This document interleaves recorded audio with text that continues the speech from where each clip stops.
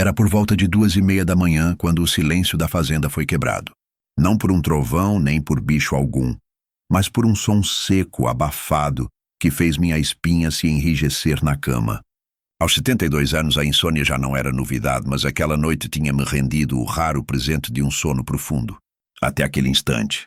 Abri os olhos de uma vez só, o coração batendo mais rápido do que devia, e fiquei ali, estático, tentando entender o que me tirara da inconsciência como um alarme interno. Demorou alguns segundos até que eu me levantasse. O corpo pesa quando envelhecemos, não só pelos anos, mas por tudo o que carregamos neles. Peguei meus óculos, que estavam meio tortos em cima da cômoda, e caminhei devagar até a janela do meu quarto, que dá direto para o quintal de terra batida, perto do curral antigo que hoje só guarda silêncios. Foi então que eu vi uma lanterna, daquelas de mão, com feixe forte, recortando a escuridão com movimentos cuidadosos, como se estivesse procurando o lugar exato para algo. O facho de luz oscilava, se abaixava, depois subia. E depois ela, a silhueta dela. Reconheci de longe o rabo de cavalo preso com aquele elástico rosa que minha nora vivia usando. Ela estava ajoelhada de frente para o chão e ao lado dela, uma pá. Meu coração parou por um segundo. A imagem parecia errada de tantos jeitos, que eu não sabia por onde começar a entender. A terra era firme naquela parte do quintal.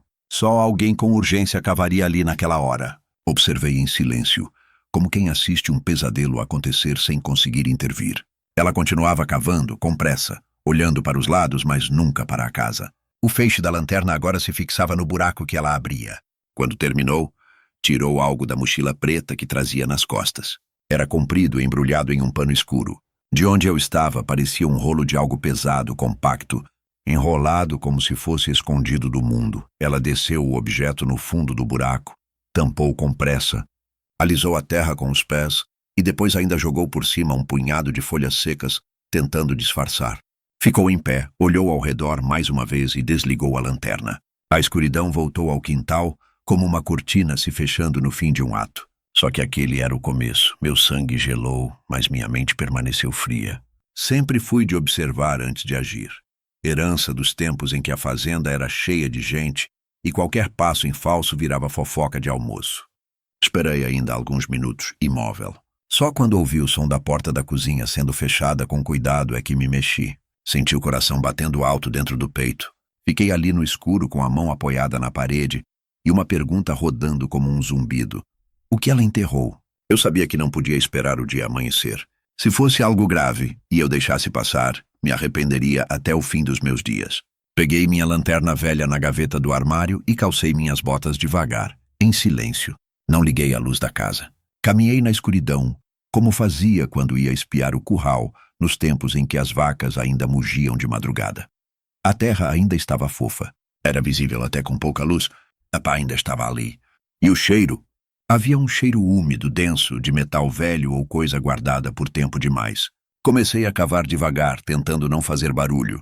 As mãos doíam, mas continuei. A cada palmo de terra retirado, sentia como se estivesse abrindo um segredo que nunca deveria ser tocado. Até que bati em algo, parecia madeira ou plástico grosso. Cavei ao redor até conseguir puxar. Era uma caixa, não muito grande, mas pesada, trancada com um cadeado simples. Quase deixei cair quando senti o peso do que havia dentro. Levei até a varanda dos fundos e me sentei na cadeira de palha, que já estava velha demais até para mim. Usei um canivete para forçar o cadeado. Demorou, mas consegui. Quando a tampa abriu e a luz da lanterna iluminou o interior da caixa, minha respiração travou. Os olhos arderam. Era como se o tempo tivesse parado por alguns segundos ali na varanda. E mesmo sem compreender tudo de imediato, o que vi era suficiente para saber que aquela noite marcaria o começo de algo que eu não poderia mais ignorar. Mas eu ainda não sabia se aquilo era um aviso, uma ameaça, ou apenas a primeira camada de um buraco muito mais fundo. E por algum motivo, eu não contei a ninguém naquela madrugada. Fechei a caixa e a levei comigo. No dia seguinte, o céu parecia saber o que eu não conseguia dizer. Cinza espesso parado. Nem as galinhas arriscaram cantar antes da hora, como se algo pairasse sobre a fazenda.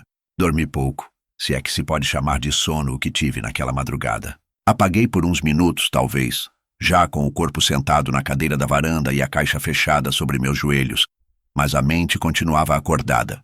A imagem dela, ajoelhada sob a luz da lanterna, voltava cada vez que fechava os olhos. Aquela pressa, aquele cuidado, aquele pânico quase instintivo. Algo estava errado. Não abri a caixa de novo. O que eu tinha visto bastava. Não era nada vivo, nem parecia perigoso à primeira vista, mas era íntimo. Íntimo demais. E não deveria estar enterrado. Objetos assim não são jogados na terra de noite, sem palavra alguma. Aquilo não era coisa esquecida, nem escondida por vergonha. Era alguma espécie de segredo com nome e sobrenome. E eu temia o que ele dizia, mesmo antes de entender por completo. Quando finalmente levantei da cadeira, fui direto para dentro. Coloquei a caixa dentro do armário velho de ferramentas no depósito da lateral da casa. Tranquei. Coloquei uma manta por cima e deixei o cadeado da porta dupla. Depois fui tomar banho. A água gelada das torneiras do interior sempre teve o poder de trazer o pensamento para o lugar. Mas naquela manhã, nem o frio no couro cabeludo foi suficiente para me fazer esquecer o que eu vira com os próprios olhos. A casa por fora parecia a mesma, mas eu não era mais o mesmo. E não podia mais fingir. Ela apareceu na cozinha por volta das 9, descalça, cabelo preso num coque frouxo, um moletom cinza largo e uma cara de sono que parecia real demais para quem andava cavando buracos na madrugada. Sorriu quando me viu sentado na mesa tomando café preto puro, como faço há 40 anos. "Dormiu bem, seu Benedito?" Perguntou, como se tudo estivesse em seu devido lugar. Levantei os olhos, forcei um meio sorriso e respondi apenas, mais ou menos. Ela pegou uma banana, cortou em rodelas, jogou numa tigela com aveia e se sentou do outro lado da mesa. Eu observava os movimentos dela com a atenção de quem vigia um campo minado. Mas ela, nada. Nenhum sinal de culpa, nenhum tropeço, nenhuma piscada diferente. Comia e mastigava como se o mundo inteiro estivesse tranquilo. E a terra do quintal, intacta. Foi só quando ela se levantou e foi até a pia que vi. Um leve arranhão no braço esquerdo, como quem ralou a pele empurrando alguma coisa pesada em lugar estreito. Também notei um pouco de terra sob a unha do dedo médio, mesmo depois de lavá-la. Mas ela não disse nada. Não explicou, não fingiu.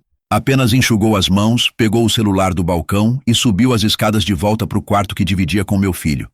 Fiquei sozinho com a tigela dela ainda na mesa, e um silêncio que berrava por dentro. Meu filho, o Rafael, só apareceu depois das 10. Barba por fazer, camisa amarrotada, olhos fundos. Trabalhou até tarde? Me perguntei, testando se a voz dele tremia.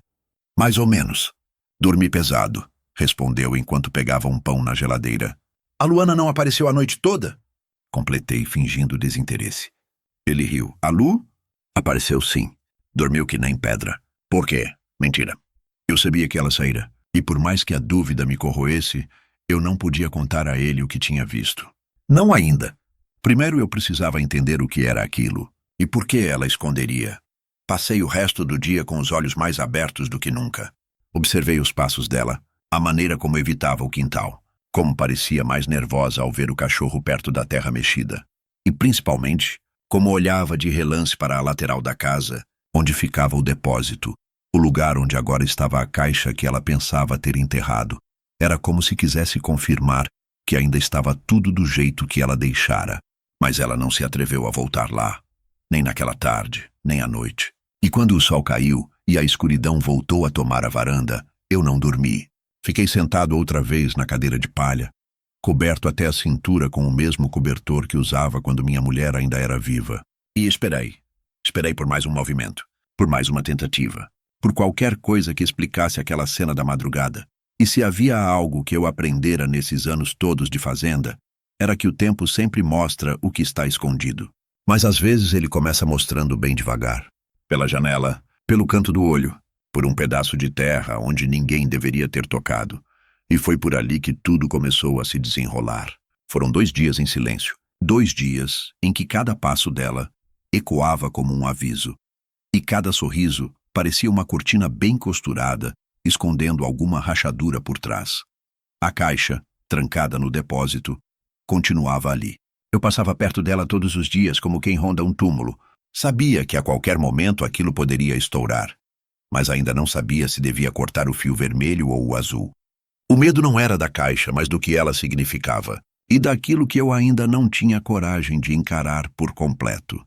Na manhã do 3º dia, percebi um movimento novo. Luana recebeu uma visita rápida de carro. Um homem, alto, cabelo raspado, óculos escuros, não era parente nem vizinho. Ela o recebeu na varanda dos fundos, onde ninguém via da frente da casa. Falaram baixo. Ela entregou alguma coisa enrolada num pano, e depois ele foi embora, sem olhar para trás. Naquela noite, enquanto Rafael dormia feito pedra no quarto de cima, como sempre, e Luana fingia ver uma série no celular na sala, eu fui até o depósito. Me tranquei lá dentro. Acendi a luz amarelada e abri a caixa. Dessa vez, sem desviar os olhos, o que eu tinha visto na madrugada estava mesmo lá. A coisa que ela enterrou no meu quintal, como se estivesse se livrando de um cadáver simbólico. Não era algo que se espera ver enterrado por alguém da própria família. Era uma pasta, de couro escuro, envelhecido nas bordas com um zíper já gasto. E dentro, documentos, papéis assinados, contratos, cópias de extratos, cartas. Demorei alguns minutos para entender o conjunto daquilo tudo. Não era uma coisa só, era um amontoado de verdades escondidas. E entre todas uma me fez parar. Um testamento não era meu. Era de uma mulher. Nome Teresa Duarte. Fiquei em silêncio por uns segundos tentando puxar da memória. Depois reconheci. Teresa. A mãe biológica de Luana. Aquela que, segundo ela mesma, havia morrido de câncer muitos anos antes e não deixado nada além de dívidas e rancor. Mas ali estava. Um testamento legítimo, datado, carimbado, assinado por 2 testemunhas e com um valor registrado de mais de R$700 mil em patrimônio rural. Uma área no interior de Goiás. E mais, o nome de Luana estava ali como única herdeira. Mas por que ela enterraria isso? Continuei lendo, e as peças começaram a se encaixar com uma frieza que me fez gelar. Entre os papéis, havia uma carta, manuscrita, da própria Teresa. Uma carta que parecia nunca ter sido enviada, ou que foi devolvida, ou escondida por anos. Era curta, mas direta. Filha, não te deixei sozinha. O que fiz foi por amor. Um dia você vai entender. Você tem direito. E você tem proteção. Só não deixe ninguém roubar isso de você. Tive que sentar. As mãos tremiam. Do lado da carta, um envelope com um selo de cartório ainda lacrado, com o nome de Luana escrito à caneta por fora. E então entendi. Ela não enterrou aquilo por vergonha. Ela enterrou porque estava fugindo de alguém. Ou protegendo algo. Ou escondendo de Rafael. E se escondia de Rafael. Então havia algo entre os dois que eu não sabia. Algo que não era só sobre herança. Era mais fundo. Mais turvo. Voltei para dentro sem abrir o envelope. Tranquei a caixa novamente. E deixei o depósito com a cabeça queimando. Naquela madrugada, não dormi. Fiquei em pé na varanda com a respiração curta, observando a escuridão como quem espera um animal selvagem cruzar a cerca. E então, perto das 3 da manhã, ela apareceu, saindo de fininho da porta da cozinha com o celular na mão, andando nas pontas dos pés. Eu recuei para as sombras e esperei. Ela foi direto ao quintal, ao mesmo lugar. E quando viu que a terra já estava remexida, congelou, olhou em volta, os olhos varrendo a noite como faróis. Chegou a se abaixar para tocar o chão, talvez verificar se ainda havia algo lá. Depois levantou, ajeitou o cabelo com nervosismo e caminhou até a lateral da casa, onde ficava o depósito. Parou diante da porta trancada. Eu prendi a respiração. Ela não tentou abrir. Apenas ficou parada, olhando para a madeira como se pudesse ver através dela. Ficou ali por uns 30 segundos, e então deu meia volta e voltou para dentro. Eu permaneci imóvel por longos minutos depois disso. Ela sabia que alguém tinha desenterrado. E agora, ela só precisava confirmar quem. Aquela caixa não era só uma coleção de papéis esquecidos. Era o mapa de um segredo enterrado por anos e reenterrado por medo. Um segredo que estava voltando à tona e que, sem querer, ela entregou nas minhas mãos. Mas o que ela faria agora? Sabendo que o velho da fazenda não era tão cego quanto parecia. No dia seguinte, o café parecia mais amargo do que o normal. E não era por erro de medida. Era o gosto da dúvida começando a grudar na garganta. A caixa ainda estava no depósito, trancada com 2 cadeados, escondida sob uma lona e atrás de um velho armário de pintura que ninguém mexe há anos. Mas agora já não era só um segredo meu. Era um segredo partilhado por olhos que não disseram nada, mas viram tudo. Aquele silêncio de Luana diante da porta do depósito na madrugada anterior dizia mais do que qualquer grito. Ela sabia que alguém desenterrou o que ela tentara esconder. E suspeitava. Passei a manhã toda no quintal fingindo rotina. Cortei lenha, alimentei as galinhas, limpei o poço. Tudo com mais ruído do que o necessário. Não era para mostrar disposição. Era para não dar espaço para o silêncio me entregar. Porque foi nele que ela agiu, e era nele que ela esperava que eu tropeçasse. Mas eu aprendi cedo que quando você envelhece numa fazenda, o silêncio vira uma ferramenta. Ele escuta por você, observa por você, e às vezes até protege. Luana, naquele dia, se moveu diferente. Mais contida, mais contornando do que entrando. Passou por mim 2 vezes e não disse bom dia. Apenas assentiu com a cabeça, como se algo no ar estivesse pesado demais para ser nomeado. Rafael, como sempre, estava alheio. Saiu para trabalhar depois do almoço, deu um beijo mecânico na testa dela e me desejou uma boa tarde, pai, como se nada entre nós estivesse diferente. Mas eu não consegui voltar à rotina. Não enquanto aquela pasta, aquela carta, aquele testamento estivessem ali comigo, queimando dentro de uma caixa de lata. Esperei o sol baixar. Esperei o som do carro do Rafael sumir estrada fora. Esperei Luana subir as escadas com o celular na mão, como fazia todas as tardes. E fui até o depósito, abri com calma, sem fazer barulho. Peguei a caixa, desta vez com luvas nas mãos, e levei comigo para dentro de casa. Não podia mais deixar ali. Aquele lugar já estava marcado. E a simples presença dela diante da porta, mesmo sem encostar, tinha me deixado claro. Se eu deixasse ali por mais uma noite, ela voltaria. E tiraria de mim a única coisa que me dava alguma vantagem nessa história. Coloquei a caixa no fundo do armário do meu quarto, atrás de uma pilha de cobertores velhos que só uso no inverno. Depois fechei com chave. Uma chave que prendi no chaveiro do carro antigo que ninguém mais dirige. Deixei o carro trancado, parado na sombra do galpão, como se fosse apenas um resto de passado. Mas agora era o meu cofre. Durante o jantar, Luana cozinhou. Arroz, feijão, carne de panela. Estava tudo bom, como sempre.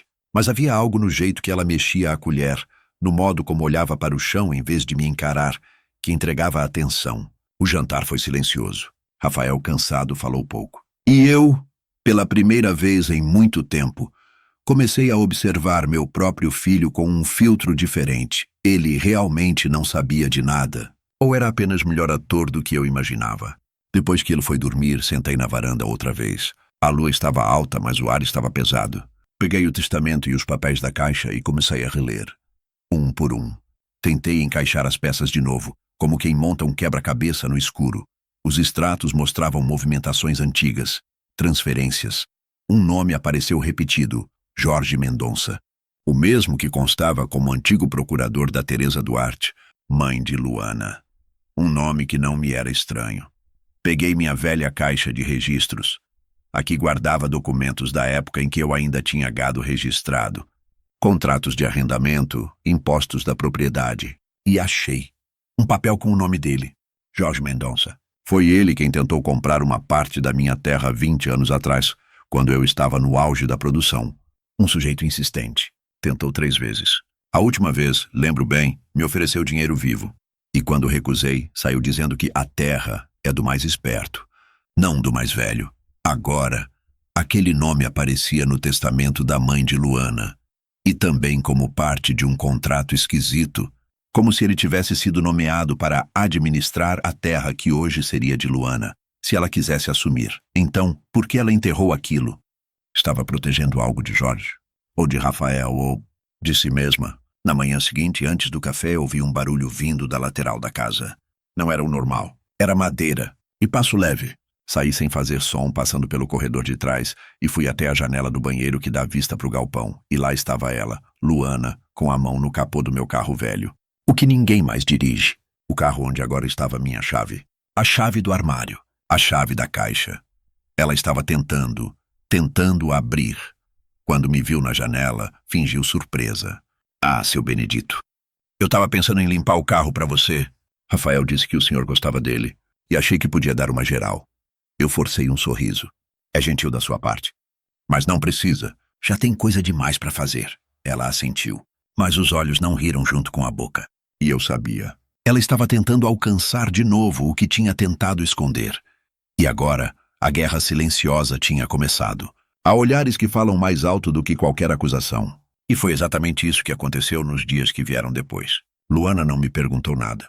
Não bateu de frente. Não veio com ameaças nem com pedidos. Mas seus olhos Eles diziam tudo. Não eram mais os mesmos olhos que me agradeciam por um café coado de manhã ou por consertar uma dobradiça. Agora eram olhos que calculavam, que avaliavam cada passo meu como se eu carregasse uma bomba no bolso. E talvez carregasse. A caixa, agora escondida dentro do armário do meu quarto, parecia mais pesada a cada dia. Não pelo conteúdo físico, mas por tudo o que ela representava. Eu já não dormia bem. Cada passo no assoalho da casa me fazia despertar. Cada ruído no corredor me fazia levantar em alerta. Eu me sentia cercado. Dentro da minha própria casa, Luana começou a se aproximar de forma sutil. Uma gentileza aqui, uma pergunta ali. O senhor quer ajuda com os lençóis? Posso passar suas camisas? Quer que eu prepare o feijão do jeitinho que o senhor gosta? Mas nada era inocente. Cada gesto vinha com um olhar medido, como se dissesse: eu sei que você sabe. E quero saber até onde você vai com isso. Rafael, por outro lado, continuava cego. Ou fingia estar. Trabalhando o dia inteiro, voltando para casa cansado, comendo calado, dormindo feito pedra. Quando perguntava por Luana, era com desatenção. Ela tá bem, né? Eu respondia com um tá e mudava de assunto. Foi numa dessas tardes lentas que resolvi investigar mais a fundo. Peguei de volta os papéis e comecei a fazer ligações discretas. Usei o velho celular de botão que eu tinha guardado para emergências, aquele sem internet que ninguém mais usa, e fui até a venda da cidade, onde ainda tem orelhão funcional. Liguei para o cartório de registros da cidade onde o imóvel da mãe de Luana estava registrado. Me apresentei como antigo amigo da família e pedi informações públicas, o básico. Nada que levantasse suspeita. E o que ouvi me fez sentar no banco de cimento da praça e ficar ali por quase meia hora. O terreno deixado pela mãe dela estava em litígio. Havia uma ação correndo há 6 anos, aberta por um certo Jorge Mendonça. O mesmo homem dos papéis. O mesmo que tentou comprar minha terra no passado. Só que agora, Jorge alegava ter direito de uso vitalício da propriedade por ter sido cuidador direto da Teresa nos últimos anos de vida. E o mais curioso, Luana nunca se manifestou no processo. Nunca compareceu, nunca nomeou advogado, nunca contestou. Ou seja, estava deixando o terreno escorrer por entre os dedos. Por medo, por ignorância ou por estratégia. Voltei para casa com um peso ainda maior no peito. Algo naquela história estava mais embolado do que eu pensava. E o fato dela ter enterrado aqueles documentos dizia que, por algum motivo, ela preferia que eles não existissem. Ou que não caíssem nas mãos de alguém. Talvez de mim, talvez de Rafael, talvez de Jorge. Mas o mais curioso era que ela não me enfrentava diretamente. Ao contrário, começou a me seguir. Discretamente, como quem observa um animal que pode morder. Se eu saía no quintal, ela inventava de varrer a varanda. Se eu ia ao galpão, ela aparecia para buscar alguma coisa na lavanderia. Chegou ao ponto de perguntar se eu precisava de ajuda com as ferramentas, mesmo sabendo que nunca deixei ninguém mexer na minha oficina. E os olhos dela, sempre ali, firmes, analisando, medindo, calculando. Um dia, durante o almoço, deixou escapar. O senhor anda mais calado esses dias, seu Benedito. Levantei os olhos devagar. Dei um gole longo no café. Às vezes o silêncio é o único lugar seguro da casa. Respondi. Ela paralisou por meio segundo. Depois forçou um sorriso. Isso é verdade. E voltou a mastigar. Naquela noite, tranquei o quarto com a chave que agora andava pendurada no meu pescoço, escondida por dentro da gola da camiseta. Dormi mal de novo. Sonhei com enxadas batendo no chão, com folhas sendo jogadas sobre buracos, com o meu nome sendo riscado de um papel. No dia seguinte, uma cena chamou minha atenção. Luana lavando os lençóis no tanque externo. Nada estranho, até que viu que ela esfregava com mais força um dos meus cobertores antigos, aquele que ficava dobrado em cima da cadeira do quarto. O mesmo cobertor que cobria a caixa antes de eu trancá-la no armário, ela estivera lá. Ela abrira a porta. Ela mexera na minha chave. E agora, lavava o tecido como quem lava um vestígio de crime. Mas o pior não foi isso. Foi ver, no fim da tarde, uma notificação presa na caixa de correio com o brasão da prefeitura. Solicitação de atualização cadastral da propriedade rural. Comparecimento obrigatório em até 15 dias. Coincidência? Ou alguém começava a jogar o jogo por cima, usando documentos e instituições para me cercar de forma que nem a pá nem a terra podiam esconder? Os olhos dela, naquela noite, quando dobrava a roupa na sala, não disfarçavam mais. Não eram só de desconfiança. Eram de espera. Ela sabia que eu sabia. E agora, queria saber até onde eu iria com o que tinha em mãos. Chegou um momento em que eu não precisava mais olhar diretamente para Luana para sentir sua presença. Bastava estar na cozinha e eu sabia quando ela vinha do corredor pela hesitação do passo. Bastava estar no galpão e percebia quando ela passava o olho na porta, como se só quisesse saber se eu ainda estava lá.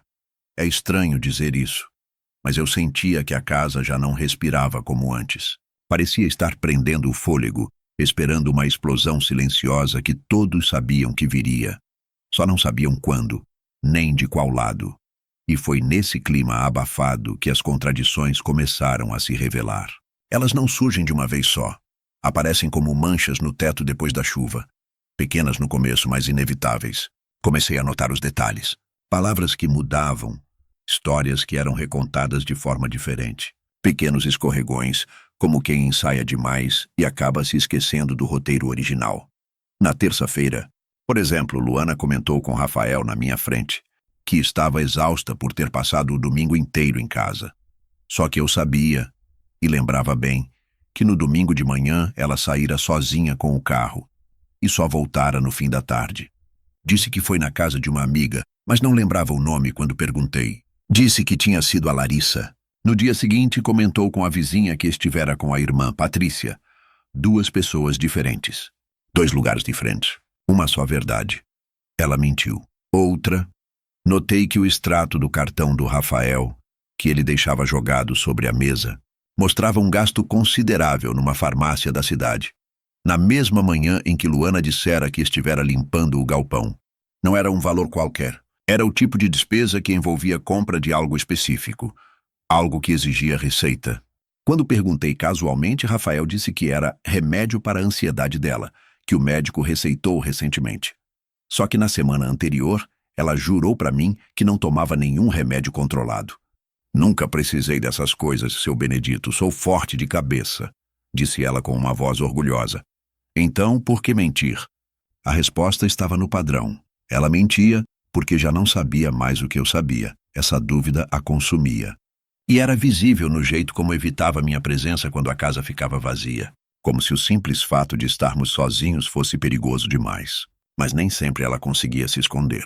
E foi num desses encontros no quintal que ouvi o suficiente para ligar mais peças. Eu estava varrendo a entrada do galpão quando ouvi a voz dela ao telefone, atrás da casa, num tom mais baixo do que o habitual. Não, ele ainda não reagiu. Acho que está esperando alguma coisa. Ou talvez esteja juntando provas, não sei. Estou tentando manter o controle. Não, claro que ele viu. Só não sei se entendeu. Mas se ele mostrar para o Rafael, aí acabou tudo. Minha mão apertou o cabo da vassoura. Aquilo era para mim. Era sobre mim. Ela estava falando de mim. E de algo que eu tinha em mãos. E que ela sabia que podia explodir. Voltei lentamente para dentro da casa, fingindo não ter ouvido nada. Mas naquela noite reli os papéis da caixa pela 10ª vez. Me concentrei numa carta, até então deixada de lado. Uma anotação feita à mão com pressa que dizia apenas: ele não pode saber o que houve em 2017. Apague tudo o que ligue esse ano à venda. Troque o nome se for necessário. Do lado, havia um recibo de venda de gado datado justamente de 2017, com o nome de Jorge Mendonça, o mesmo homem que tentava tomar a terra da mãe de Luana. Só que a assinatura não era da Teresa. Era de alguém com o mesmo sobrenome, mas com o primeiro nome raspado, ilegível. Alguém havia adulterado aquele papel. E agora, aquele papel estava comigo. Na manhã seguinte, Rafael saiu mais cedo que o normal. E Luana ficou em casa. Nos cruzamos na cozinha. Ela preparava chá de camomila. Sorriu. O senhor quer um pouco? Não, obrigado, silêncio. Depois ela disse. Eu estive pensando. Talvez a gente devesse conversar mais. A casa anda carregada. Eu olhei devagar nos olhos dela. Conversa é boa quando tem verdade. Se não é só ensaio, ela sorriu sem responder, mas suas mãos apertaram a xícara com mais força do que antes. Naquela tarde, senti que ela me seguia. Não diretamente, mas ouvi passos leves atrás do galpão. Uma sombra no vidro do banheiro. E quando voltei para o quarto, percebi. Alguém mexera nas cobertas onde ficava a caixa. Não a encontraram, mas estavam procurando. Era como se o jogo estivesse mudando de fase. Já não era mais só uma questão de esconder. Agora, era ela tentando encontrar o que tinha perdido. e eu tentando entender o que mais ainda não tinha visto. A maioria das pessoas pensa que quem enterra alguma coisa espera nunca mais ter que lidar com aquilo. Mas não Luana. Ela não enterrou para esquecer, ela enterrou para controlar. E quando perdeu o que pensava ter enterrado para sempre, começou a agir como quem tenta costurar um lençol rasgado em plena ventania, com pressa, nervosa, sem calcular os próprios movimentos. E foi justamente isso que a fez cometer o erro que eu precisava.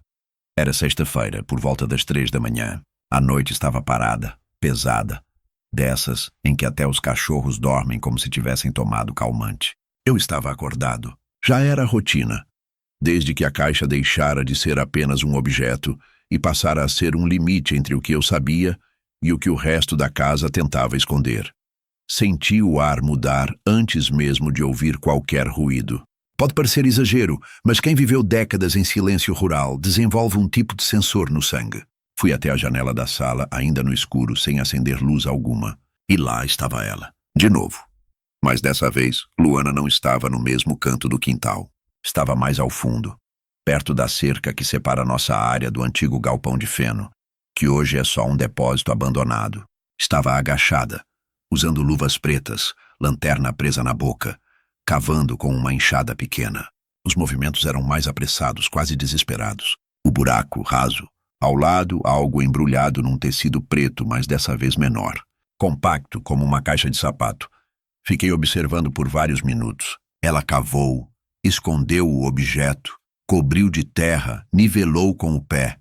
Não jogou folhas como antes, talvez com menos tempo, ou talvez menos preocupação com quem pudesse ver. E então, desapareceu. Esperei, contando os segundos. Quando a porta da cozinha fez o clique suave de sempre, me movi. Peguei a lanterna, calcei as botas e fui. Sem hesitar, como quem sabe que cada segundo conta. Cheguei ao local e imediatamente reconheci o solo remexido. Era mais úmido que o resto, e o cheiro de terra fresca ainda estava no ar. Usei uma pá curta sem fazer barulho e comecei a remover a camada superficial. Levei quase 10 minutos até sentir o toque de metal contra a ponta da pá. Era uma caixa de alumínio escuro. Tinha um fecho, mas não estava trancada. Abri ali mesmo, ainda de joelhos, iluminando com a lanterna presa no ombro da camisa. Dentro, o conteúdo me fez perder o fôlego. Fotos, cartas, vários papéis impressos, com timbres de cartório, de hospital, de fórum, e no topo, uma certidão de nascimento, com um nome que eu conhecia, Rafael, mas com uma rasura. O campo pai estava em branco. E havia uma segunda via com outro nome preenchido ali. Nome que não era o meu, nem o do pai verdadeiro dele que eu conhecia desde que Luana entrara nessa família. Era como se existissem duas versões oficiais da origem do meu filho, e mais. Entre os papéis, havia uma declaração judicial registrada no interior de Minas, que nomeava Rafael como herdeiro de uma pequena fazenda, por parte de mãe. Mas, segundo os documentos, essa herança fora contestada judicialmente por Jorge Mendonça. De novo, o mesmo nome. O mesmo homem que aparecia em todos os papéis, como um fantasma rondando as bordas dessa história.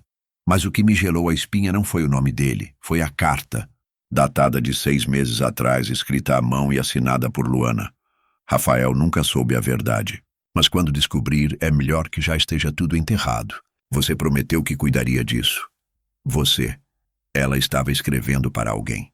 Alguém que estava por trás de tudo isso, que conhecia os bastidores dessa mentira construída com documentos adulterados, heranças omitidas e nomes apagados. E Luana estava tentando esconder de Rafael, de mim, ou talvez dos dois. Fechei a caixa e levei comigo, andando devagar, com o coração batendo alto no peito. Cada passo parecia uma batida de tambor, marcando o início de algo que não teria volta. Guardei a caixa junto da outra, dentro do mesmo armário, trancada com a mesma chave. E me sentei, na cadeira velha, no escuro, com a lanterna apagada. E fiquei ali por horas, apenas ouvindo a madrugada respirar. Até o primeiro passarinho cantar, e o céu começar a clarear pelas bordas. Na manhã seguinte, Luana estava diferente. Mais agitada, mais elétrica. Limpava tudo com pressa. Dobrava roupas, lavava banheiro, passava pano onde não precisava.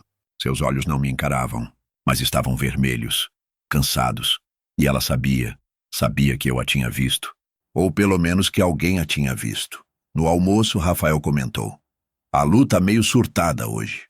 Disse que sonhou com a mãe dela mexendo em terra. Coisa de doido, né?" Eu só sorri. Não disse nada. Mas por dentro entendi o recado. Ela estava testando o terreno, jogando migalhas, vendo se alguém pegava. E agora eu tinha 2 caixas, 2 verdades enterradas, e a certeza de que Luana não era quem dizia ser, nem Rafael, nem aquela casa. Nem toda guerra começa com um grito. Algumas começam com um olhar. Um prato colocado sobre a mesa com mais força do que o necessário. Uma porta que demora 2 segundos a mais para ser fechada. Um silêncio onde antes havia rotina. O nosso confronto, o meu e o de Luana, não veio com acusações. Veio disfarçado de convivência. E foi exatamente por isso que doeu mais. A partir da segunda escavação, nossos olhos começaram a se evitar e a se caçar ao mesmo tempo. Era como 2 animais no mato. Sabem que o outro está ali, mas não se movem, esperando o erro. Eu acordava mais cedo, e mesmo assim encontrava o café já coado, como se ela quisesse me lembrar de que podia fazer parte da casa, mesmo depois de tudo.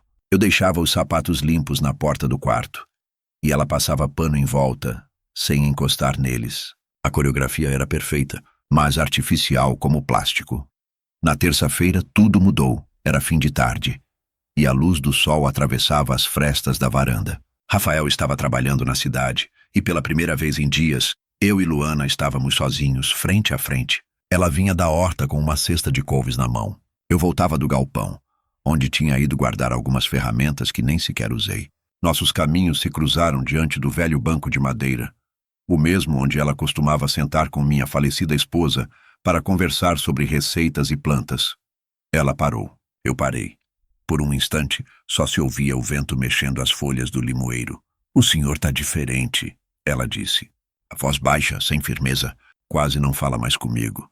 "A senhora também", respondi, mantendo o tom neutro.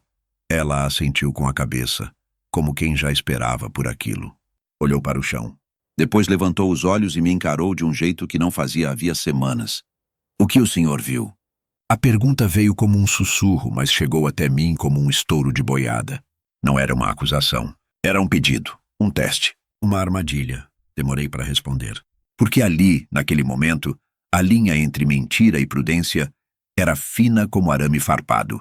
Respirei fundo. Nada que eu não fosse descobrir com o tempo. Ela engoliu em seco. Mordeu o lábio. Os dedos apertavam a alça da cesta com tanta força que a palha parecia ranger. "Eu fiz o que achei que era certo", disse quase num fio de voz. Enterrando provas, ela não respondeu. Apenas sentou no banco, devagar, como se o peso do corpo tivesse dobrado de uma hora para outra. "Não era para isso acontecer assim", murmurou, mais para si do que para mim. Fiquei de pé por alguns segundos, observando aquela mulher que até poucos dias atrás era apenas a esposa do meu filho. Agora diante de mim ela era outra coisa. Um enigma, um risco, uma peça-chave de um passado que não me pertencia, mas que agora estava na minha sala, na minha terra, no meu armário. "Ele vai descobrir", disse ela, olhando para o chão.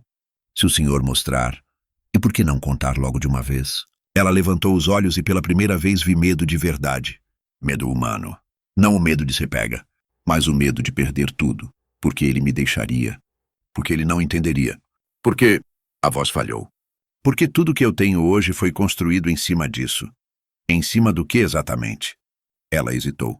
"Em cima da mentira de que ele era o único herdeiro de alguém que nunca quis saber dele.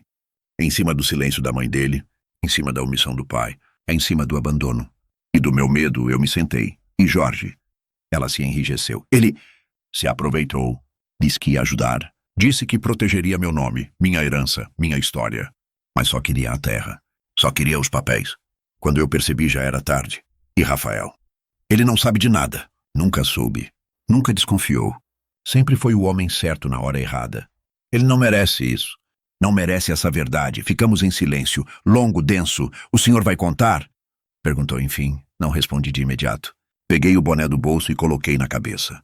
Levantei devagar, com as juntas rangendo como madeira velha. "Por enquanto não. Mas também não vou fingir que não sei", ela assentiu. E ali, naquele banco, sem gritos, sem ameaças, aconteceu o que nenhum de nós disse em voz alta. O confronto. Ela sabia que eu sabia. E agora sabia que eu podia destruir tudo, mas não foi só ela quem saiu diferente dali. Eu também. Porque pela primeira vez percebi que talvez aquele segredo que ela enterrou não era só dela, era de Rafael também. E talvez de mim. Algumas verdades não vêm à tona com luz. Elas sobem devagar, como umidade por trás da parede, até que racham tudo. Eu não estava mais atrás de pistas, estava atrás de certezas. E naquela altura, não era mais apenas pela curiosidade de entender o que Luana havia feito. Era porque depois daquele confronto silencioso no banco da varanda, eu comecei a desconfiar que o que ela estava protegendo não era apenas o próprio nome, era o de Rafael. E talvez, de forma ainda mais amarga, o meu. Demorei 2 dias para decidir o próximo passo. Passei esse tempo vigiando os papéis de novo, conferindo datas, nomes, detalhes. Algo naquele testamento, naquela carta da mãe dela, naquela declaração judicial. Tudo me empurrava para o ano de 2017. Algo aconteceu naquele ano. E não foi só a venda do terreno ou a briga com Jorge. Foi algo pessoal. Algo que ela tentou apagar, mas deixou vestígios. Então fiz o que não queria ter que fazer. Fui até o cartório municipal da cidade onde Rafael nasceu. Um lugar onde minha família passou batida por anos. Onde ninguém mais da nova geração colocava os pés. Eu entrei com uma desculpa simples. Queria rever uns documentos da época do nascimento do meu filho. O atendente, jovem demais para se importar com o peso dos olhos de um velho, apenas digitou o nome no sistema. O que apareceu ali me fez perder o ar.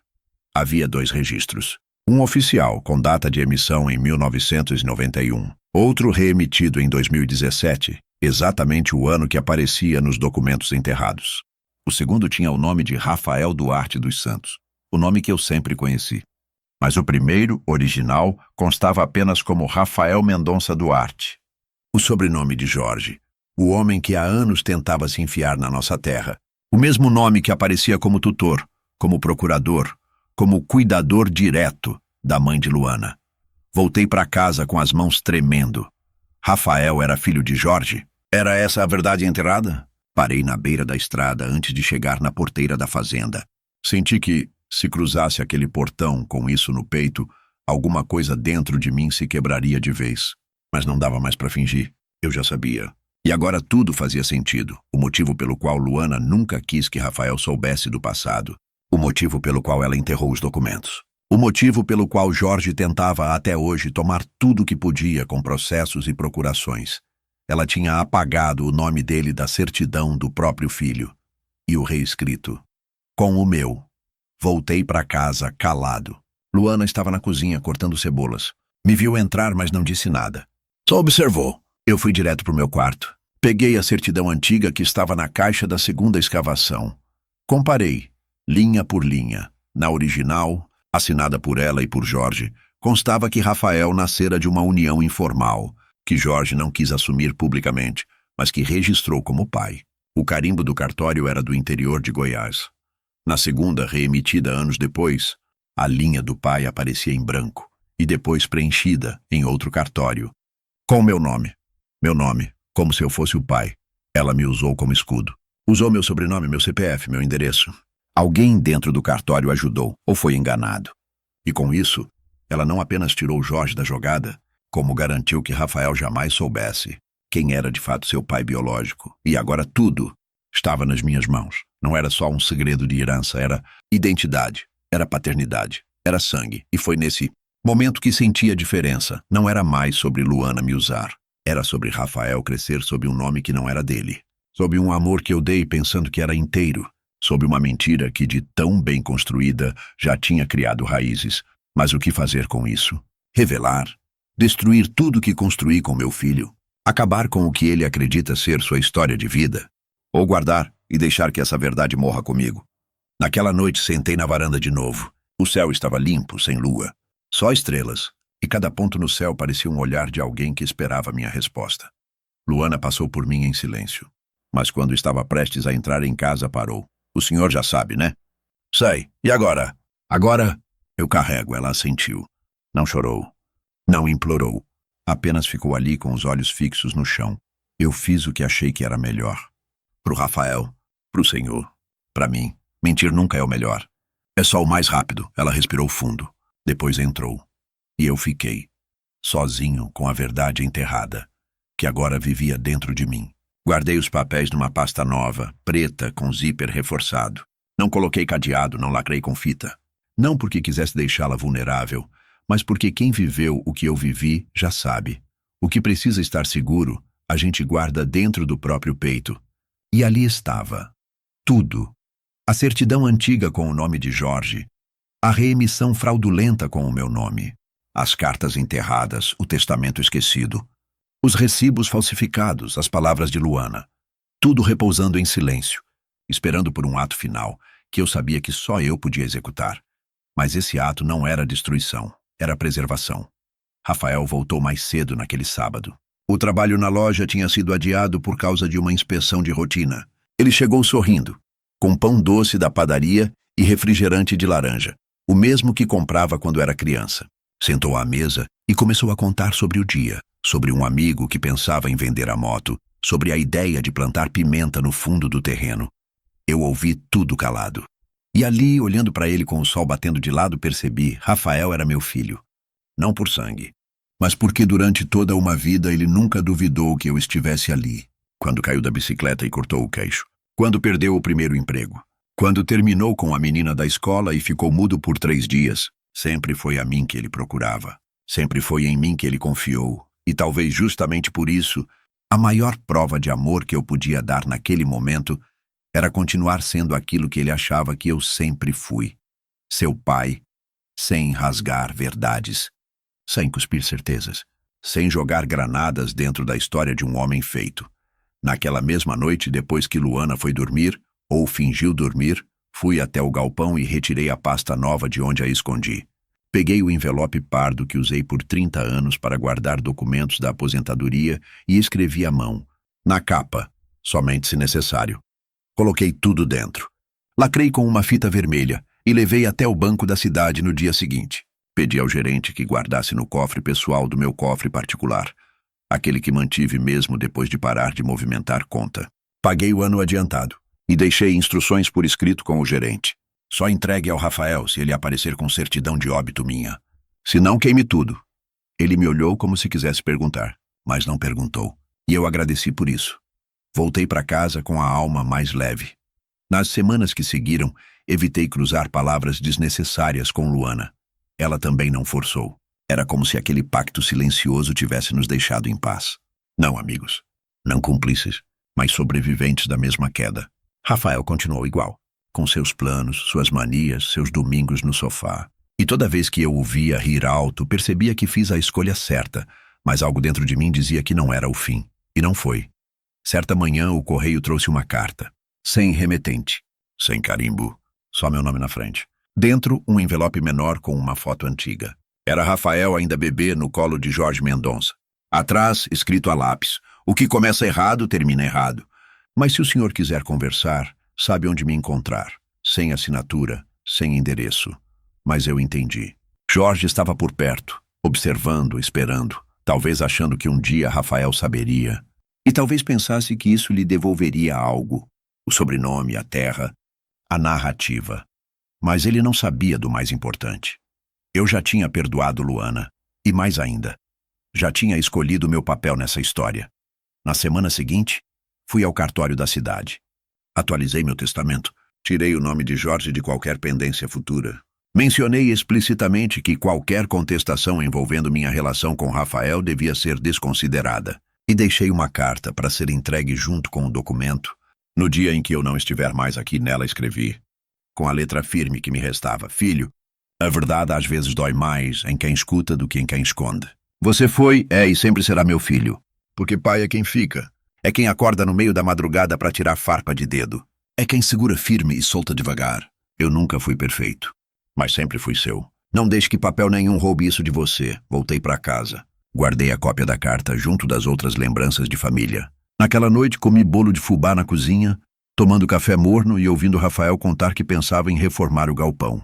Disse que queria montar um canto só dele, com ferramentas novas, talvez uma churrasqueira. O que o senhor acha, pai? Eu respondi sorrindo.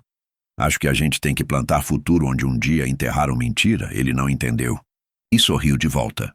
E foi assim que terminou, com uma escolha. não de vingança, mas de permanência. Porque às vezes, a verdade mais forte que a gente pode dizer é continuar em silêncio.